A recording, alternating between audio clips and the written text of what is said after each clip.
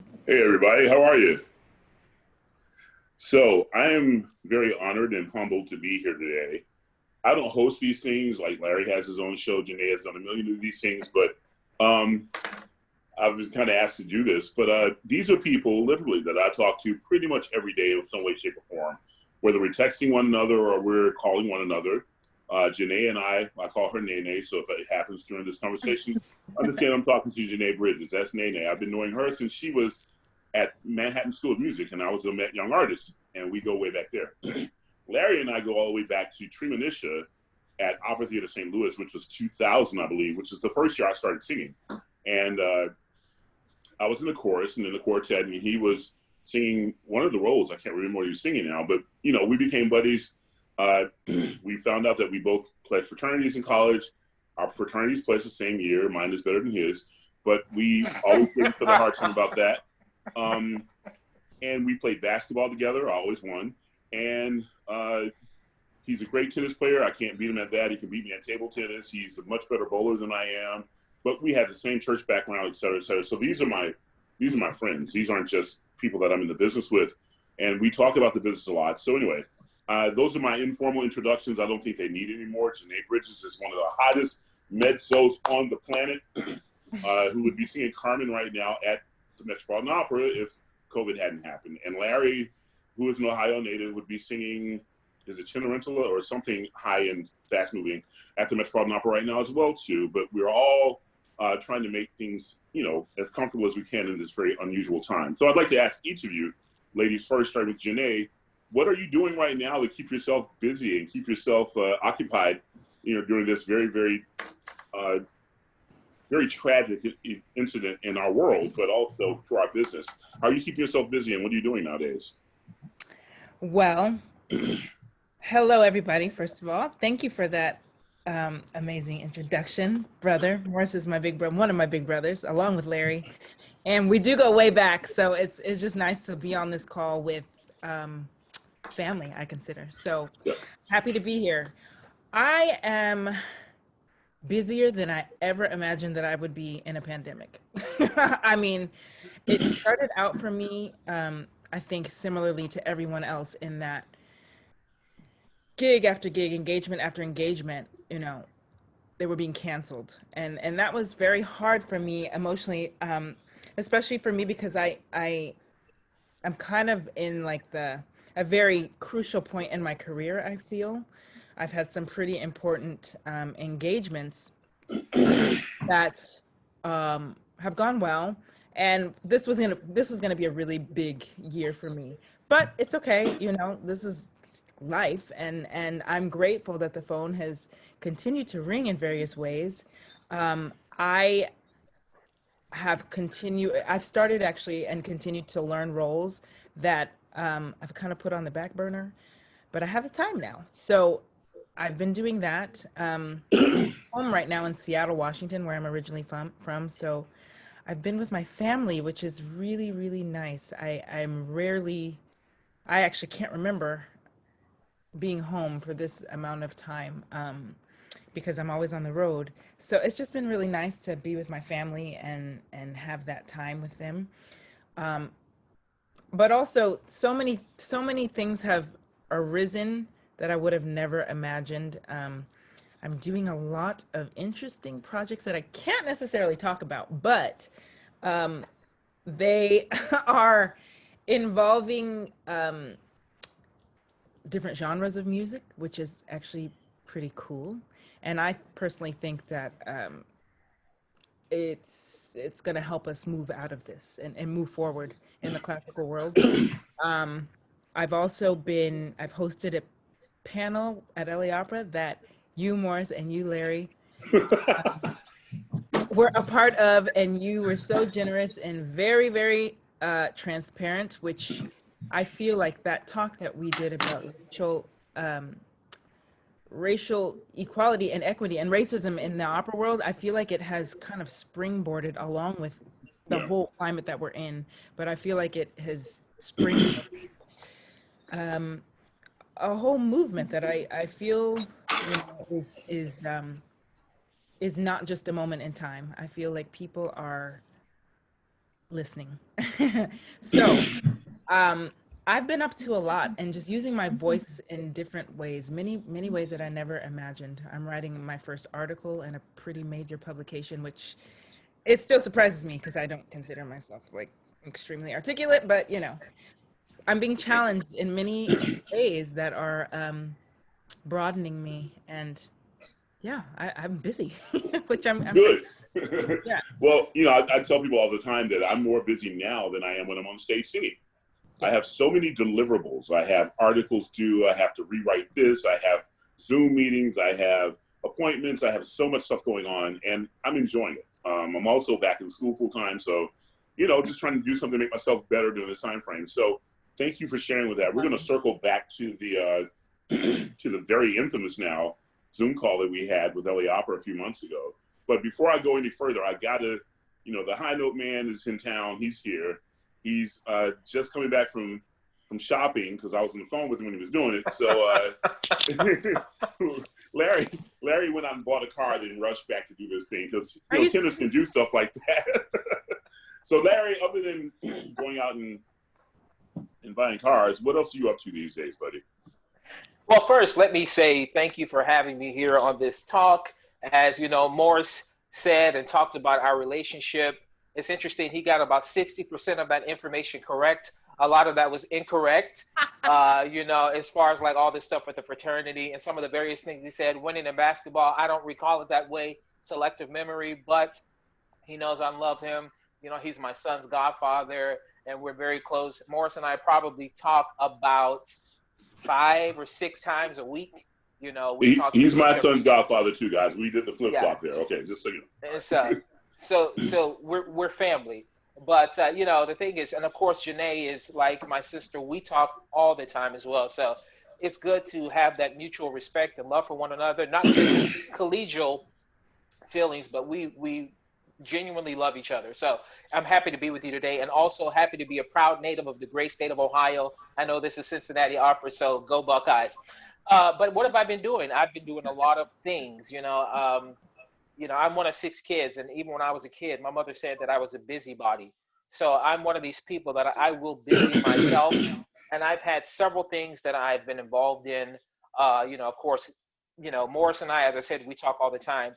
Both of us have been asked, repeatedly, and J'Nai repeatedly, to do conversations and masterclass and talks and talk with general directors and artistic advisors and agents and different things, discussing some of the social issues. I've been doing a couple performance things. I've been doing something called Coffee and a Song. I have a little talk show that I do on Facebook Live called The Sit Down with LB that I have really enjoyed. So it's nice to be on that side of the interviewing as opposed to being interviewed all the time. Of course, we love what we do. We love being on stages, and we love, traveling the world. But as Moore said, I don't think we'll ever get, while we're all performing, get this time with our families, this concentrated time where we're essentially forced to sit down and, be in one place at one time. So I've busied myself, and I've had a great deal of fun doing the various things. And like J'Nai said, asked to write things and asked to speak on things and asked to serve on foundations and boards and all kinds of stuff. So a lot has changed, but like many of our colleagues and like, myself, I'm anxious to get back on the stage because it's, what I love to do. Yeah. Thank you so much, man. Real quickly, just to show you guys, like he talked about the amount of time that we have at home with family. Had our lives continued as they were, I'd be in Cincinnati right now just finishing up, I think, or just leaving or headed to Europe, and you guys would be on the road doing your thing, and I would have missed all this time at home. I dropped my kid off at football practice a while ago, and those that know me, these two know me very well. My son was never going to play football, so since he decided to play, I take him to practice every day. I go to every practice, and I sit there and talk to him after practice. And I'm missing football practice to do this, so you guys are important to me. We got to come up with a way for UGA to beat Ohio State every year, and I hope my son can help contribute to that because he's a big boy. So aside from that, thank you too for your time. Real quick, I want to go back to the concert because I actually watched it, and I saw and heard some really wonderful things. How did you guys go about choosing repertoire? I mean, the classical part, we know they're These are, you know, you say Delilah's aria, that's a home run hitter. The Mezzo-soprano with 9,000 high C's, one particularly obnoxiously long at the end that Larry held. You guys got to go see that. That's the longest one in the history of the aria ever. It was, I think, 14 seconds this time. Larry can get out of bed and sing high C's in the morning. J'Nai not only sounded amazing, but she looked amazing, as she always does. Larry didn't look that great, but he sounded great, so that was good. But how'd you go about choosing repertoire for the second half? Because that's, you know, no offense, but the other half gets all of its credit. The second half consists of music I'd never heard of before, and I'm Black. So it's like, I want to know where these arrangements came from. Like, you know, J'Nai did one, the Ride on King Jesus was so jazzy and so, but always also so poignant. I know where the All Day, All Night, All Day came from with Larry. That was Damian Sneed, right? Mm-hmm. And then I saw Craig playing it. It was just like, you know, I'll say this and I'll let you guys go with it. As hard as it is for us, even though we grew up in the church and we have melanin in our skin, we have a church background, as hard as it is for us to go from singing Verdi to singing, you know, Black gospel music, it's a hard transition because it's two different styles of singing. But to watch Craig Terry, I got to give him props. Go from playing all this classical stuff to going to playing this stuff was like, yo, it's mind-boggling. But it just shows that talented musicians have that type of versatility and virtuosic capability. So I'll start with J'Nai again. How did you guys go about picking a repertoire? Maybe let's just start with Larry, since it's the Larry Brownlee and Friends concert. Yeah. How'd you go about picking repertoire?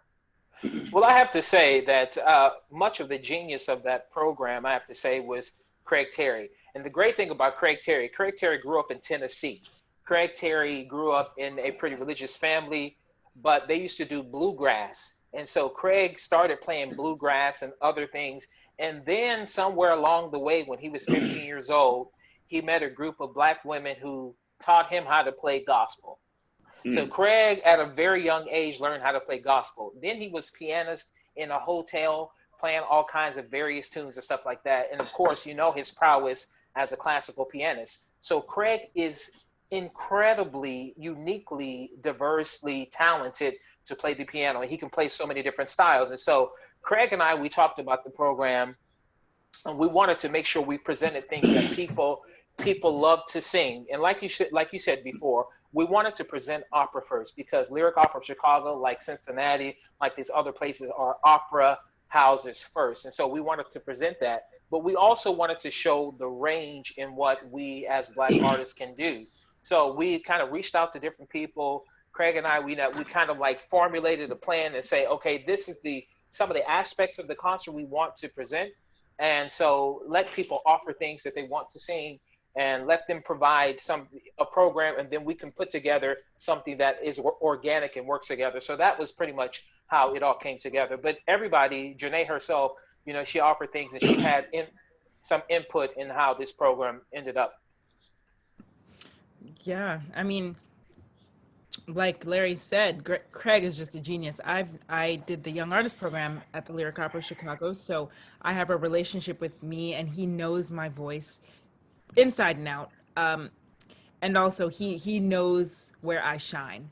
So that's kind of like how we based, you know, what repertoire to sing off of. And also I'm making it a point to sing music by living composers, and particularly African-American living composers, because it has just been long overshadowed. And I mean, there's beautiful music out there, art song, opera, chamber music. And so that was definitely one of the reasons why I decided to choose to sing Ride on King Jesus by Sean Opeblo, who is a Wheaton-based composer, and he really knows how to write for the voice, which is surprisingly not always the case for a composer. So any and every chance I get, I love to program his music. And you know, the standard repertoire. I actually ended up singing Delilah's first aria from Samson and Delilah, because it's often overlooked, and I think it's just so gorgeous. It's her first aria in the whole show, and it's about springtime and blossoming and new beginnings. And honestly, I just feel like a lot of my life right now is new beginnings. I'm in so much new territory, figuring out things within myself, and so it just was appropriate. But yeah, with Good. the approval of Larry, it was an amazing concert. Well, I'll say this, and I don't know that, we're in a classical music environment. I might be the only one, and these are the moments where I realize that I might be a little bit more nerdy than I actually let on to be, because I sing a lot of Mozart, I sing a lot of Verdi, I sing a lot of Puccini, and I always want to know what they think about what I'm doing. So when you talk about singing for composers that are alive, it's like you can actually dial them up, or you can actually send them this video, or you can actually have a conversation with them why they put this in the adagio, why they did this, why they dotted this quarter note instead of this. Is it okay if I hold it a little bit longer, Larry? So, to make for dramatic effect and that type of thing. So I think it's wonderful that you do. Larry, I'm giving Larry a hard time because, okay, I'm going to say this. I got to have the glasses on for this one. In 2018, Larry signed a contract to sing Morris Robinson and Friends concert with the Cincinnati Opera. Then Larry pulled out. And in January of 2020, Larry did the Larry Brownlee and Friends concert. We're like, Larry. And then I wasn't on the concert. No, okay, I had to leave town. I was going to be on the concert, but I have to be talking about that because everyone in Cincinnati Opera was like, Morris, did he? Okay. Since Morris is saying that, listen. So actually, to be truthful, Morris and I have been discussing a concert like this for at least 5 years, maybe even longer than that. True. If we've known each other for 20 years, we've talked about this idea of audience expansion. At least 10. Audience growth. Yeah, 10, yeah. And so, to be quite honest, in the very beginning of 2018, I was supposed to do Lawrence Brownlee and Friends, an opera at Philadelphia before it happened in Cincinnati Opera when I became artistic advisor. Really? In opera, yes, in Opera Philadelphia, because part of my job description was to be reaching out to the community. And so I said to David Devan in the beginning of 2018, it was supposed to be a concert in the festival 018 at Opera Philadelphia, Lawrence Brownlee and Friends. So the idea has been out there. The idea has been out there for a long time, but it really wasn't a race to do it. And the thing is, this is one of the things that we have been talking about for years, is that we wanted this type of, we wanted this type. I was trying to get back to your screen. Where'd you go? We wanted to do this. Yeah, there we go. Great. It was just like, we wanted to do this type of program. We wanted to like merge, as Morris talked, before, we wanted to merge this idea of gospel because that was our background. And so we wanted to do an element of gospel. We wanted to do an element of classical. We wanted to do an element of popular song. So it's been in the atmosphere for about 10 years, but there wasn't necessarily a race to do it per se. And I think him and his position as artistic advisor and mine, we were both trying to put that out there in the atmosphere. And I like the idea that Morris is doing it at Cincinnati. I think there's a place for J'Nai to do it at LA or whatever relationship she has it with, because I think we as singers have to be ambassadors that go out into our communities to show our ranges, because a lot of people of color like myself, we do have the background of having probably classical music not be our first love. And so we may have a sense of mastery in whatever that discipline is. And we always like to tap back into it. I'm sure, I've heard Morris sing when he had his CD years ago, and I've heard him sing in church. He's got gospel in him. It's in his DNA. And so that's one of the things that infuses his Verdi, his Puccini, all the things he does. You can find that soul in the element in it, which makes it different than the normal singer who didn't have that background. Sometimes inappropriately so, because I've heard people say amen when I got done singing Oasis. So, but Larry that's not a bad thing. I wish people said amen more after a high note or a low note. You know what? That'll actually encourage. We need more black folks to come to the opera and say, that's right. So then we really sing our hearts out. But no, I think that, Larry's also a wonderful bass guitar player, and he grew up playing the bass in church, and I grew up playing the drums in church, and we actually played in town here together. So that was one of the things that, I'm looking forward to bringing some of those elements to the next, to the first version of Morris Robinson and Friends when it happens. So you better be there too, dude. I'm telling you. And J'Nai, I'm gonna need you to bring your gospel chops. I know Seattle don't get down like that, but I need you to get down with me. Do not hate on Seattle. Yes, I will. I know that J'Nai broached upon this topic shortly, and I said we circle back to it, but obviously the big pink elephant in the room is that this wonderful thing that you put together has really taken a life of its own. And I think within the first few weeks we had over 60,000 views because we were able to talk about some of the things that you and I and Larry and other people that look like us experience in the opera world. I don't want this to turn into a bash the opera world session because we all have benefited from it and we're all very blessed. But I do want to talk about how we focus a lot on, for instance, with the music that you guys just did, the Black composers, etc. We focus so much on that part, the A, B's, and C's of opera, the Aidas, the Bohèmes, the Carmens, and we don't focus a lot on other subject matter. We don't focus a lot on other things that are in the business. And it gave us a moment with this tragic death that we all witnessed on television. It kind of made everyone take pause and say, this is representative of something that is a bad part of the underbelly of where we live. And how do we address these things? And we just started talking about the stuff that we talk about every day. And yours truly, who tends to say things sometimes that, just comes to my heart, I made the mention that I've never been directed by, conducted by, hired by, blah, blah, blah, blah, blah, blah. Never worked for a gentleman that looks like me.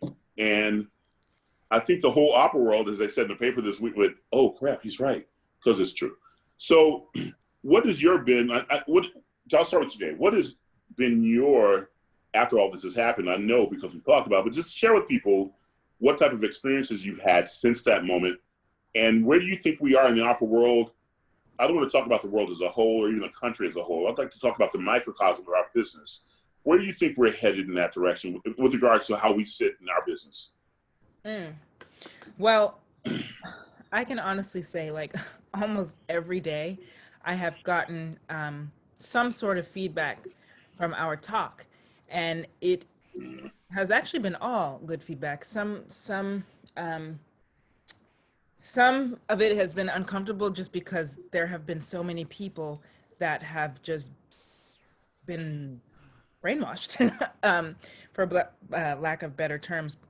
But I feel very hopeful because I've been reached out almost by every A house, I'll say, in the United States, asking if they could use our talk for diversity training, which is like a huge step.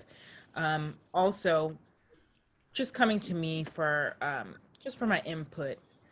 But the sense that I'm gaining is that people's ears are open in a way that I've never seen before. And not only are their ears open, but they are ready to take action. And I mean action beyond like outreach programs, because outreach is nice, but what does that actually do if you are not you're not nurturing the next generation of specifically Black kids? I mean, like, what good does that do if you're not following up with something or actually engaging with them all year round? So there have been a lot of promising stands taken from different opera houses around the country. And I've had some really, really intense conversations, which again are very hopeful for me. I believe that because we are in this time of transition, I mean, we are to make new rules, and rules that benefit everybody. And in the process, it's going to make people very uncomfortable. But what I'm telling everyone is that it is okay to be uncomfortable. Half of us are uncomfortable. I will not half, but many Black people are uncomfortable every day, and we often have to. What did you say, Morris, in the talk? Basically, we walk around with perpetual paranoia, perpetual awareness. Yeah. So yeah. I'm tired of that, and I think that many people are fed up with just being that way because it's not actually a natural way of being. And I'm hopeful because people seem to understand that it's not something that's made up.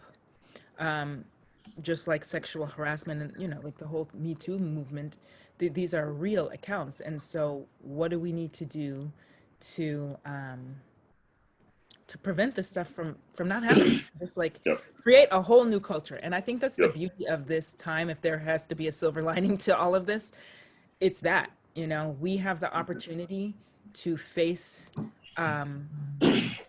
face our downfalls and face them head on, Yeah. and create a new world, you know. So I'm encouraged and again inspired by it all, Mhm. but it's definitely not gonna be easy, and I've had some really tough conversations. But yeah, so that's where I see it. And I do see things are changing. They're definitely changing. I've had incredible conversations with artistic directors, Yep. and you know, it's gonna be a process. Yeah. You know, I like, and thank you for your comments, J'Nai, and thank you for putting that together and asking me to be a part of it. I think that, you know, I'd like for people to understand this too. When it comes to the Lawrence Brownlee and Friends concert, the Morris Robinson and Friends concert, I think one of the things in the back of my mind, at least, and maybe even Larry, when we were talking about this years ago, was, you know, people like myself and Larry and J'Nai walk into this world of opera, and we have to assimilate. We have to become part of that culture. And we have to, because that's what we do. But that's not who we really are all the time. That's not where we came from. And I think that part of this was to kind of put on display that which we really, really are, and how we also adapt to be this. So that when you see Morris Robinson on drums, or Larry Brownlee singing gospel, or J'Nai shaking her head because she's making emphasis on this piece that she's singing, that she's feeling in her heart, that you don't find that to be strange, that you don't find that to be something that you're not used to, and question why it's in the opera house. So, you know, there's lots of things that we do consciously and subconsciously to try to make sure that everyone is comfortable with us. But we also have to now make sure the opera world is comfortable with us themselves, so we don't have to try to fit in. It's called inclusion, you know, and that's what we're working on. So I'm looking forward to that. Larry, you got anything to say on this? Yeah, I can say something briefly. It's interesting how we look at this subject about this concert, Lawrence Brownlee and Friends, and this idea of the fact that you haven't, let's talk about the fact that you haven't been directed, you know, no stage manager, no, the most we've had is a choreographer perhaps, but no artistic administration, no general director. And that's something that we've known, you know, it's just like we've lived with it. And you and I, Morris and J'Nai, we've talked about this. This is like the worst kept secret in the business. Everybody knows it's a reality. And just like the George Floyd thing, if you want to go about it, talk about this. We've been talking about this type of police brutality and stuff like that. It's always existed. And we've been talking about it forever. But the only difference is now, because of COVID, as J'Nai mentioned, is that we're forced to sit down and we have the receipts, as we say. You know, we had the video account, which was in contradiction to what the police had offered. So this idea that we haven't had the inclusion, we haven't had a seat at the table, is something that we talked about for a long time. But the interesting thing about COVID is that people are calling on people like Morris and J'Nai and myself and Russell and Karen, because these people who are now general directors are our friends. These are people that we went to university with. These are people that we know that have been former singers and have now taken administrative positions. So we have that cachet. We have those relationships where I can talk to the general director of LA Opera and say, hey, look, you know, let's talk about the situation. And because we have over 20 years of a friendship or relationship, we can talk to these things in a different way. The disconnect isn't there anymore. It's not. It's falling in their lap because we're close friends and colleagues of these people. And, you know, in such, they have reached out to us to say, we need to face this thing head on. And because I know you and I trust you, I respect the fact that you can speak to this subject in a particular way. So that's what's been happening with these conversations. Cool. Mm-hmm. Thank you for your input, man. J'Nai, you just nodding and say amen. Yeah, I'm just. So I got another question, and before I do that, I want to ask really briefly: are there any questions from the audience, the participants that are on the Zoom call, that they'd like to ask us? Because I was going to ask one more question of each of them to kind of move forward, and then if you're thinking of something, think of something now and write it down or into the box. I'm going to ask them one question, let them both respond, and then we can go from there. So, J'Nai, starting that with you, how are things looking henceforth? I know it's a dumb question. We both have contracts for a year, 2, 3 ahead, but we don't know when we get back. But what's happening for you right now, or what's coming down the pike that you can talk about that may be happening such that these wonderful people can see you in action, either virtually or in person. Is there something brewing, or are there just things happening that you will see when they come out? So yeah, I don't know the exact date, but I have a really good relationship with LA, and as we all do actually. But LA Philharmonic, we did a project a couple of weeks ago, a virtual concert, and so that is going to be aired sometime in September. I wish I could tell you the date, but they haven't announced it yet, so I don't know. But that is it was their first time performing since March, so it was very emotional. But it's going Yeah. to be a beautiful concert, similarly to Lawrence Brownlee and Friends. And, I'm actually just working on my repertoire that for my next gigs, my next engagement. So that's Carmen. Even though I know the role, it's it's actually a tough sing. So like I just have to keep it in my body, because it's one of those roles that if you don't keep it current, you can make some really bad choices. So So, you've been keeping your chops in shape. I've not sung in 2 months. I'm just saying. I'm done. I mean, I haven't sung as consistently as I usually do, but I just can't let it go. It Yeah. makes me really uncomfortable to not know what's going on in there. So I've been working on Carmen, and also a role debut of Giovanna Seymour from Anna Bolena, Nice. which I'm singing in Amsterdam in the spring. So that will be, I really hope it happens. Good. But that's really exciting. It's something to look forward to. And it's beautiful bel canto music. So it's something, actually, a territory that I haven't delved a lot into, but it's so good. It's so good. And Good. it's just like making me a better musician. So Good. yeah, that's kind of been what I've been working on. It's nice to have varying styles of music so you can test your musicianship, test your chops, test your knowledge, test your range, So that's wonderful. Good for you. Larry, what you got going on, man? Well, gosh. Well, I have some concerts coming up. I have one. I was thinking I was going to need to go to Europe in a week from now to make a recording, but I don't know if that's going to happen now. Mm-hmm. But I'm supposed to do something with Tallahassee Symphony, a virtual concert, and then I will be the artist in residence at Opera Philadelphia, which is, I serve as an artistic advisor. And then I have a few concerts coming up in Moscow, Palermo, and also in Bratislava that are happening. And then the time that I was supposed to be at Covent Garden and then the Met, I won't be doing those. And so the month of November and December, I've been asked to do some concerts, and we'll see how those pan out. But then the next things will happen in January, at the end of January. And then my first opera thing, where it hasn't been canceled yet, will be in Zurich in February. So hopefully, as J'Nai was talking about the spring in Amsterdam, I hope the thing will happen in Zurich because as it's planned, because I am so ready to get back to the stage. Yeah. Can I ask a question just about your concerts that you mentioned, Larry, in overseas? Are you going to be able to go? I mean, like, will they provide you with, how does that work? So part of the planning right now is that I was going to have to, the minute I get off the plane, take a rapid COVID test. And then if I was okay, I would be able to go without having to be quarantined. But that would be on either side. So take a rapid COVID test there, be okay, then come back to the States, take a rapid COVID test. And so I wouldn't need to be quarantined, because right after I get back, I would need to go and do something else I had already planned to do. So That's nice. the goalpost is still being moved, because everybody's changing things. And of course, some of the restrictions and travel in different countries. And the fact that I live in Florida, coming from Florida, that further complicates things, because Florida was one of the hot spots. So it changes from day to day, but hopefully right now, I won't be held up too much. So that's the hope. Good.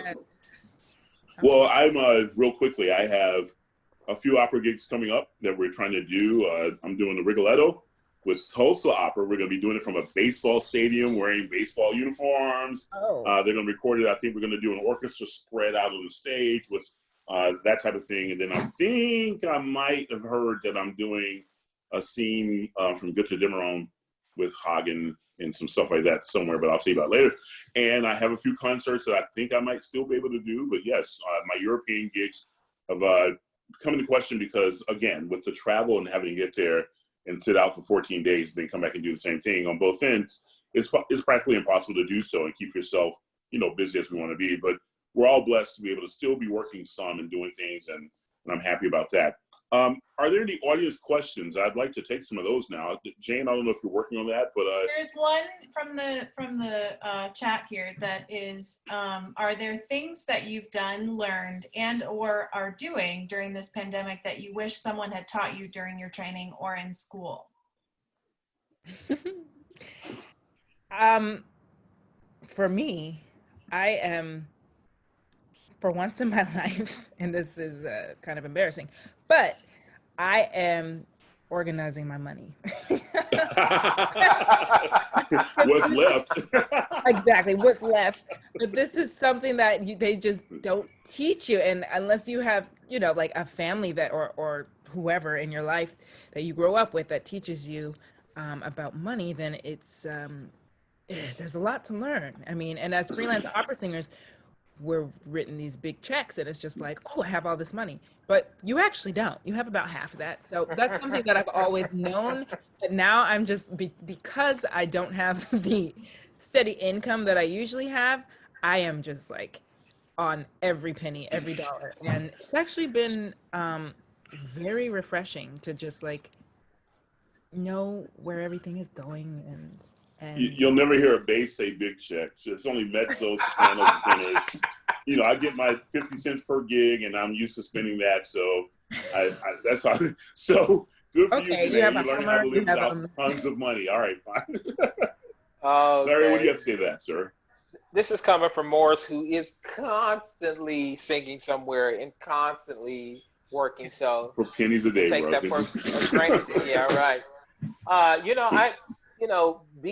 Being resourceful with my time, it's we have a lot of time, and this is a time that I think you can actually not be very productive because you have an abundance of time and you don't know when it is that you're going to do your next job. So you can sit there and say, oh, I'm not motivated to do this, or I don't have anything to do. But what I have sworn and promised myself is that I'm going to be better once we can hit the ground running post-COVID. I'm going to have recital programs. I'm going to have ideas planned out. I'm going to move the marker to make sure that when it's time to get going, I'm not playing catch-up, because it'll be a tragic waste of time if we are not further ahead in some respect than we are now when COVID ends, because this is the time that I'm investing in myself and my future, my career.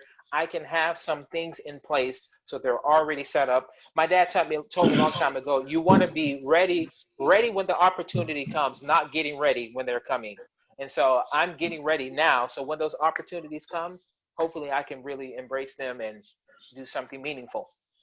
Good for you, man. I think that that goes along with the adage that if you stay ready, you don't have to get ready. So this is the time that you're preparing yourself so that when things come around, you'll be able to capitalize upon them. I'm doing kind of the same thing. I mean, I don't know if I've learned anything over this period that I wish I had learned in school per se, but because I've been asked a lot to do to be a spokesman when it comes to diversity and inclusion and racial issues and that type of thing, I've taken it upon myself to go back to school and actually learn about that. So I'm at Cornell University. Don't ask me how I got in there. Studying, getting certified in diversity and inclusion. And I just finished my third final exam today for this course, my last one. And I started another course on Wednesday. And I'm taking 4 courses. And when I get done, I'll know a little something. I think that I need to bring more to the table than just my life experiences and my dark skin. So hopefully this will serve as an advantage for me, and so I can be more resourceful to people that need my services, if you will, my knowledge and expertise. So I'm taking time to do that. I think that it's very good that we take this time to do things that we can't do normally when we're on the road, going from city to city. So yeah, that type of thing. Any other questions? You have anything else, Jane? One more that's sort of a follow-up to that question. What is the one thing that you've learned about yourself during this time? It sounds like I got some answers out of those, but maybe you have something more specific. About ourselves, I can't stick to working out every day. I learned that. Uh, yeah, I'm kind of a homebody, and this time has just confirmed that. Like, I'm actually okay with being home. Of course, I'm antsy. I want to get back on the stage, but yeah, that's confirmed for me. I think I've learned that I'm more of a opera nerd than I thought I was. I think I learned that I'm more dependent upon my identity and my ability to work than I thought I was. I think I've learned that this thing is my lifeblood, not just my livelihood. And when I'm not able to do what I do, I feel pretty worthless in the world. So not having sung for a couple months has been a purposeful thing because I never stop. But I'm ready to start back now because I want to make sure that what I do and what I have and what God has blessed me with and that specialness is there, or else I won't be Morris anymore. So I'm going a little crazy. So I learned that about myself, which I guess is a good thing because it's important to me. So, It's a good thing, but I also want to add that you are somebody without singing opera. That's a thing. Oh, that is it's so true. sweet. Like, you're special, and we all are. And it's a really fine line being a performance artist. You know, we live and breathe this thing, but it's not actually who we are. So think about that. Well, this is why J'Nai is considered my little big sister, because she is so incredibly wise. She's always giving me advice, and she's the one that does this to me. But she's also like, you know, my little sister, but she's like, so I get it just works that way. So thank you for saying that. Larry? I think I found out that I am resourceful. And I think that I found out, I've always known this about myself or believed it about myself, that if I wasn't an opera singer, I could do many other things and I could be okay at doing them. I think I'm flexible. I think I am impressionable in the sense that I can learn. I think I can be taught. You know, even some of the endeavors and some of the projects I've been doing, I've always been this type of guy that's like, just jump in there with 2 feet, you know, go in there like, you know, guns a-blazing and just really try to like immerse yourself in something, a craft or a hobby. You know, I'm one of these guys, I'm either hot or cold about things. I'm not lukewarm. So if I love something, I'll go 100%. If it's a new hobby that I'm trying to take on, it's like I feel like I have to have the best equipment, or I have to, like, you know, read all the manuals, or do, you know, well, not read the manuals, but just like get the highest, you know, the highest rated equipment. Or I'm into cycling, I have to get the bike that the guys from the Tour de France ride, or, you know, I'm one of those people. But what I do is I just throw myself in there completely and wholeheartedly, and I will learn. And so if I wasn't an opera singer, there are many other things I could do. I always had this idea that I would be, you know, one of the things Morris talked about is that we both are hugely passionate about sports, and we will spend some time. We used to sit in front of his TV and watch, what was it, Jeopardy. And when the sports came on, we would like scream at the TV to see who could get the answer first. And, you know, I always had this idea that maybe I would be a sports announcer or something like that. But there are many other things. And so in the passions or in the hobbies that I've been doing, the things I've taken up, I've realized that, you know, I know that I could do okay at those things, but because I would really want to do well in them. So I guess being resourceful and making sure that my life isn't only the identity of being an opera singer, but just a person who wants to learn and that can be successful at those things if he puts his mind to it. Very nice. Any other questions? Thank you for that, Larry and J'Nai. Yeah, thank you guys. I mean, this is one of the benefits, the odd benefits of COVID, is that we get this access to you and hearing your real answers. And it's something that, you know, I so appreciate. And I just, you know, can't thank you enough for giving these kind of answers, because you're really bearing your souls. I mean, you can't do it on stage. And so, you know, I appreciate hearing it here also. But there are a couple more questions. Are you encouraging young people you work with to write about opera? We need to hear their voices. That's a question / comment. Wow. Not to write about opera, but I mean, Larry and I had a very interesting conversation earlier today where we were talking about the genius of Shakespeare juxtaposed against the genius of people like Kendrick Lamar and Tupac. Like, there's, you know, if we're talking about repertoire and literature, you know, there's tons of it around us that talks about daily life, that talks about struggles, that talks about just anything. And the poetry is beautiful. And if we could just set it to some music that we deem acceptable to our lifestyle, to what we do, I think it'd be great. I guess that's what we talk about. Yeah. Yeah, I agree. And just to piggyback off of that, I'm friends with many young and up and coming composers. And so I have been encouraging them to write about current stories, you know, and I personally would love to be the first mezzo to like be a heroine, you know, like in a love story. I love playing Carmen and Delilah and being evil and like, you know, risque, but it would be nice to just to be the protagonist for once, you know, of a love story. So, you know, That's for the sopranos and the tenors. I know, but come on, like we have this like these low tones that can also be very inviting and flirty and innocent. So I have definitely been in conversations encouraging people to just, you know, like think outside of the box. Nice. I have sort of a follow-up question, and that is, how do we encourage young people to learn to appreciate opera? What do you guys think? I think we have to make it relatable and accessible, because young people, they do appreciate opera and they do love opera, but I think, you know, when they don't feel invited or welcomed, it's easy to feel discouraged about it and not want anything to do with it. So I think it has everything to do with meeting their needs in a way, you know, and being flexible with the art form in all of its glory and the tradition that it carries. There is a way to reach the young people so that they're just as excited about Mozart as they are, you know, Cardi B. So, You know, we're growing up, and Larry, you can attest to this. With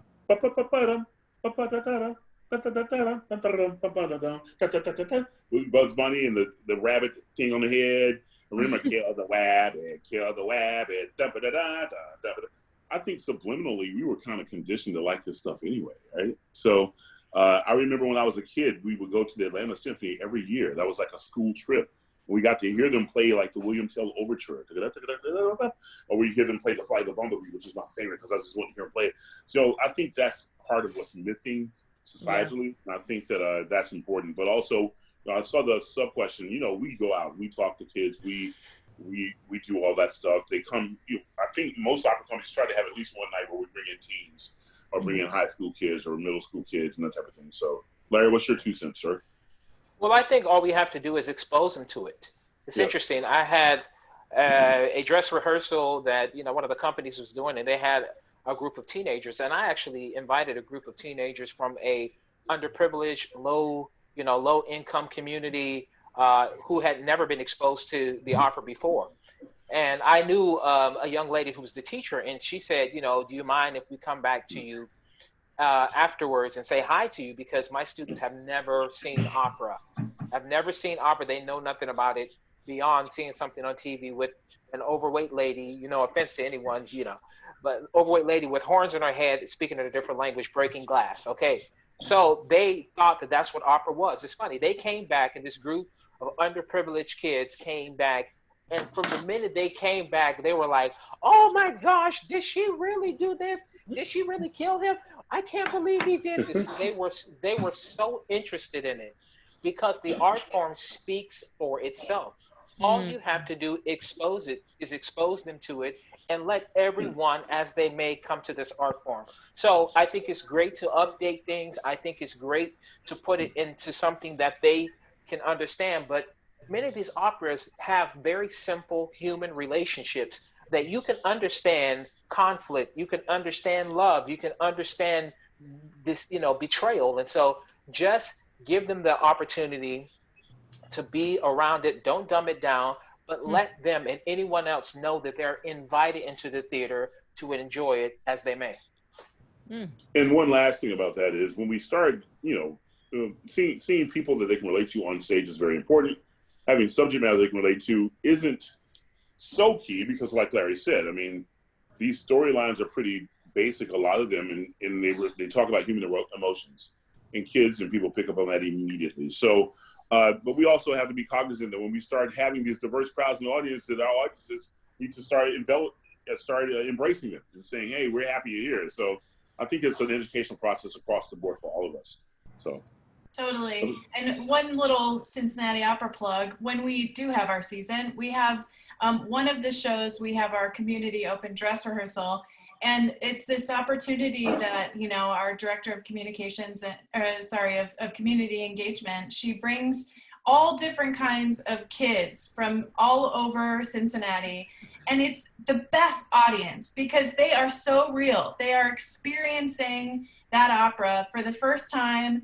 And it's just like what you guys exclaimed. I mean, it's just these kids, they get it, you know, even though it is maybe in a different language. It's just an amazing thing to watch. So anyway, that's me being excited. We're at the 6:01 mark. I don't want to take any more time from anybody, but I can't thank you all enough so much for being here. It's been such a joy for me to kind of fangirl out over here. So thank you so much. I don't know if Morris, you want to say one last word, but we're at our time. No, you put me on the spot, but no, I appreciate everyone coming out. I want to say special thanks to Jnai Bridges and Larry Brownlee. They are two of the top people in this whole opera world chain, and for them to take the time out and give it to us, I really appreciate you guys for making yourselves available. Of course, you know, if you didn't, I'd kill you both, but I thank you anyway. And I thank you guys for coming out and taking time of your schedule to just come out and listen to us chat about everything and ask questions and just kind of get an idea of who we are when we're not wearing the makeup and the costumes. So thank you for coming out. I'm about to go pick my kid up from football practice. So yeah, thank you so much. This is actually our last virtual opera chat for a little bit. We're going to take a hiatus and then we'll make an announcement about how revamped it is going to be in the fall. But again, thank you to Morris, Jnai, and Larry for just blessing us with your time. Thank you so much. Thank you, Morris. Bye-bye. Thank you, everybody. Bye-bye. Thank you, everyone. Bye-bye.